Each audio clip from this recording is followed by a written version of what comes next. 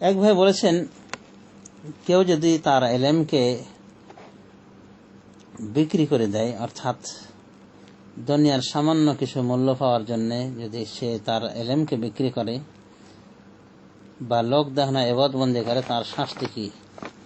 তাই বলি, সম্মানিত প্রশ্নকারী, এই ব্যক্তির শাস্তি অনেক। এই ব্যক্তির অবস্থা আশঙ্কাজনক।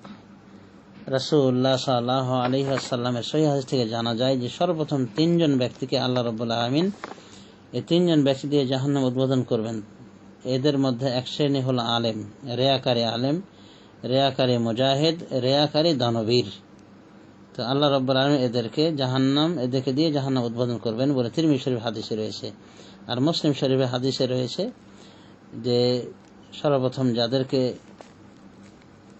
যাদেরকে হিসাব নেওয়া হবে, সর্বপ্রথম যাদেরকে জিজ্ঞাসা করা হবে, ফয়সালা করা হবে যাদের মাঝে, তারা এই 3 শ্রেণীর ব্যক্তি। অর্থাৎ এক শ্রেণীর আলেম, রিয়াকারী আলেম, লোক দেখানো ইলম চর্চাকারী, লোক দেখানো কোরআন পাঠকারী, এবং দানবীর ও মুজাহিদ।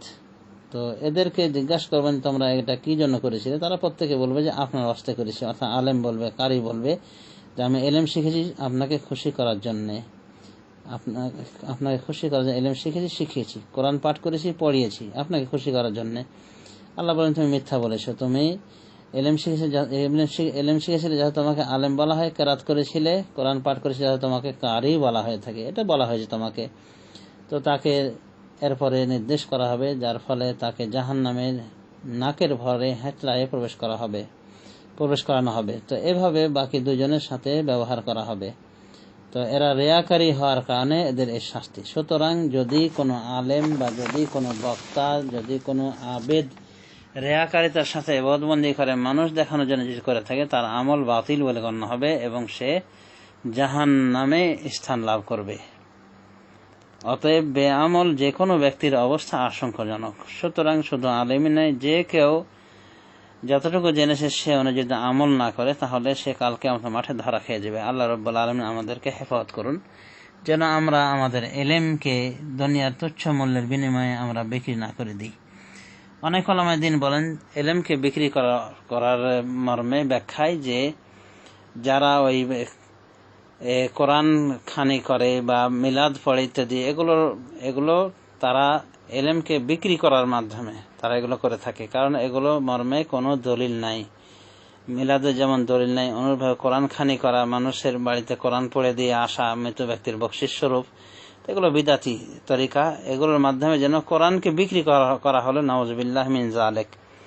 তো কোরআন হাদিস চর্চা করার পরে বিদআত চর্চা করা থেকে আমাদের বিরত থাকা উচিত এবং এগুলোর বিনিময়ে দুনিয়া তুচ্ছ মূল্য গ্রহণ করা থেকে আমাদের বিরত থাকা উচিত। আমাদের সকল কর্ম করা উচিত শুধুমাত্র আল্লাহর ওয়াস্তে। যদি আমরা আল্লাহর ওয়াস্তে করে থাকি আমাদের ইবাদত বন্দেগী, তাহলে এর মহান পুরস্কার আল্লাহ রাব্বুল আলামিন আমাদেরকে দান করবেন। আর যদি মানুষকে খুশি করার জন্য করে থাকি, তাহলে এর কোনোই বিনিময় পাওয়া যাবে না, বরং বিনিময়ে মিলবে জাহান্নামের লেলিহান আগুন। আল্লাহ রাব্বুল আলামিন আমাদেরকে তৌফিক দান করুন, যেন আমরা কোরআন এবং সুন্নাহ ভিত্তিক আমল করতে পারি এবং এই আমলগুলো যেন শুধুমাত্র আল্লাহ রাব্বুল আলামিনের স্বার্থে করতে পারি, তাকে খুশি করার জন্য করতে পারি, অন্য কোনো স্বার্থে যেন এই আমলগুলি না করি। আল্লাহ রাব্বুল আলামিন আমাদেরকে সেই তৌফিক দান করুন। আল্লাহুম্মা